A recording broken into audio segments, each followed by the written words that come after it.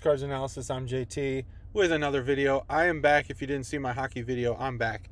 And I've streamlined a bunch of stuff. Sorry, I took a big break. This channel was taking a lot of my free time.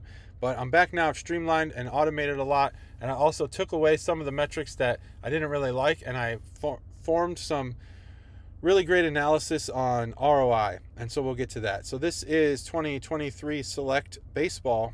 Panini Select. I'm not going to go into great detail. I'll show you some of these. The key to my channel is take screenshots. That's the point here. Take screenshots. I'm going to give you data. I'm going to give you a bunch of information, and this is to help you make informed decisions on your purchases. I copy and paste a lot of this from Beckett.com. As you can see here, you can't click that, but I can.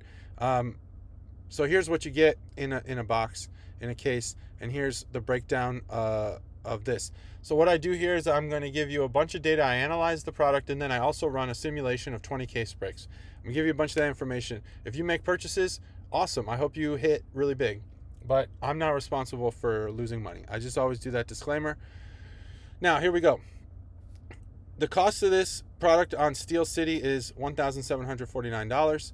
And so what I'm going to show you here is the distribution of cards. If they're all exactly the same value and you were to split that up along all the cards in the product and then distribute it by team, this is how that breaks out. So total number of cards per team, the Red Sox wind up having the most. Nationals, Indians, Cardinals, Orioles, in that order. So if you pay around $140 for the Red Sox, you should be happy. That's a good distribution. You're paying for that amount of the product. You're paying for the team with the highest number of cards, and they have 109 unique cards, so that's also a lot. But just because you have the most unique doesn't always mean you have the most cards. So price per team for total number of autos. If you want to pay by the number of autographs in the product, this is team 1 through 10, 11 through 20, 21 through 30, and the remaining teams, there's some other teams in there that I didn't join into their normal teams. And then I'm also going to show you the total number of cards by team, which includes parallels, memorabilia, inserts, and autographs, and base cards, I believe. So if you want to go off total cards instead of just autos, if you want to include the parallels, inserts, and all that, pay about $102 for the Red Sox, and you should walk away feeling pretty confident that you paid a decent price. A lot of these are going to be valued differently because of who's in the checklist, and we'll get into that next. So there's teams 1 through 10, 11 through 20, take screenshots, 21 through 30, and the remaining 9 teams for the total number of cards and the price you should pay if that's your distribution. Now, not everyone pays like that. You want to probably pay by the strength of the checklist. So I've refactored this checklist strength to include ROI, actual card prices that I get from eBay and check out my cards. What I'm going to do, what I do here is I kind of add it all together.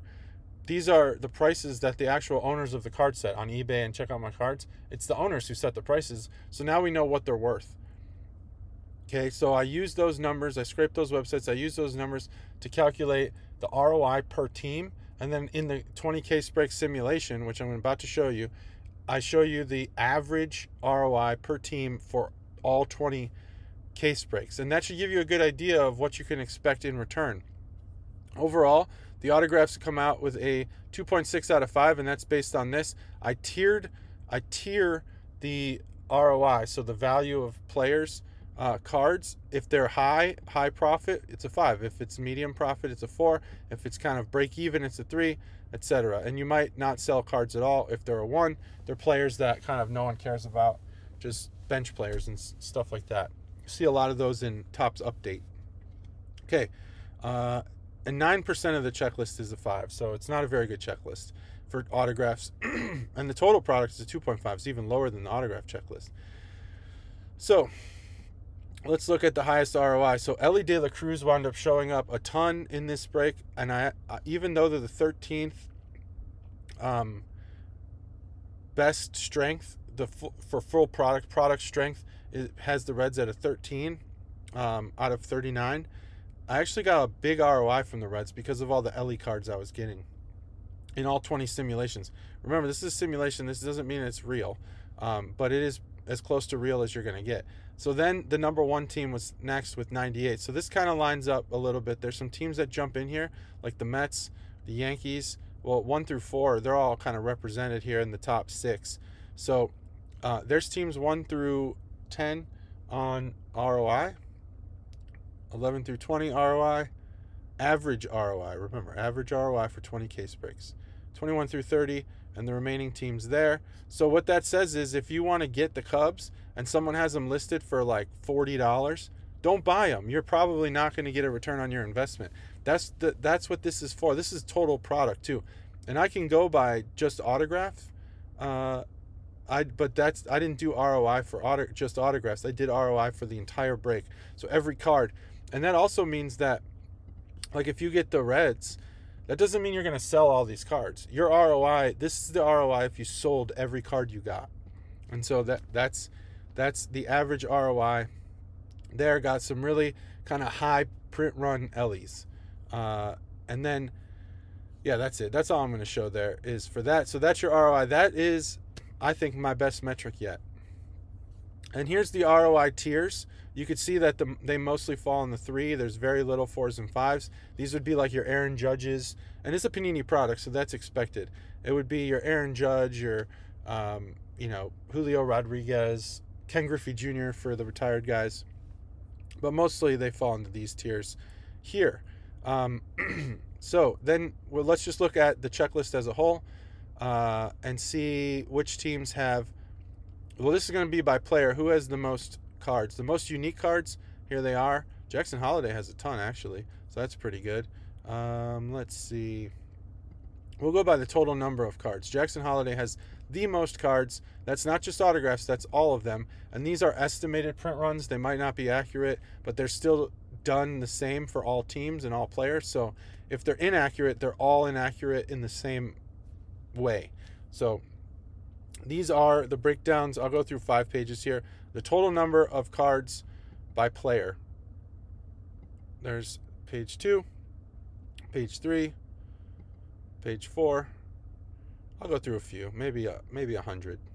And you just take screenshots. Just hit that print screen button, and you can get all the information at your fingertips at all times when you're buying into these breaks. So one more page here. That's the top 100 as far as who has the most cards. Let's look at who has the total number of autographs. James Wood has the most at 1,300. So here's the top 10. I'll just go through like 30 here. Here's the top 30. Ellie De La Cruz has quite a few, 900 autographs in this product. There's the top 30. So there you go for autographs by player. And which team, well, let's just look at like who has the least number of cards. These guys. Okay. Now let's look at that same thing by team. Here is the top 10 teams, total number of cards, and here's the least number of cards by team. So the Boston Braves, which you can include into the Atlanta Braves, and and then refigure out where they sit right here too. So there's still going to be 2 based on that number, I think. And there you go. There's the top 10 and the bottom 10 for total number of cards. What about print runs? Well, here's 1 through 30 as far as 1 of 1s, 1 of 3, 1 of 4. That's how that works. Those are the print runs. Here's the total number of cards. There are 1,600 1 of 1s. That's a ton of 1 of 1s. That might be one of the most 1 of 1s I've seen in a product. So not rare 1 of 1s. And that's the breakdown of the other print runs. If you want to know which teams have the most 1 of 1s, well, it's the Red Sox. Let's just make sure that's sorted correctly. So there's the top 10 teams for 1 of 1s. If you're chasing 1 of 1s, one of those 10 teams should suffice. There's 11 through 20. There's 21 through 30. And there's the remaining 9 teams for 1 of 1s. So we're done looking at that. Let's go to card types and quantities. So let's see. These are the card types. I'm just trying to show you the lowest print run for a parallel or an insert or an autograph type. So the Sparks material and the signature selections, those have 1 of 1s, and they're very low with the checklist. So I'm guessing that there's 18 cards in the Sparks material, and each of them have a 1 of 1 variant. Same thing with signature selections. There's 20 of them in the checklist, and they have a 1 of 1 variant where they all have 1 of 1. So that's just to show you which are the rarest cards in the set. If you get a Sparks material, you've officially gotten one of the 18 rarest cards in the set. in the product. So now here's the simulation. I simulate 20 case breaks. Here's case number 20, just to show you what one case looks like. Let's look at like how many autos we got. And there should be, yeah, 24 seems right based on how many there are per case.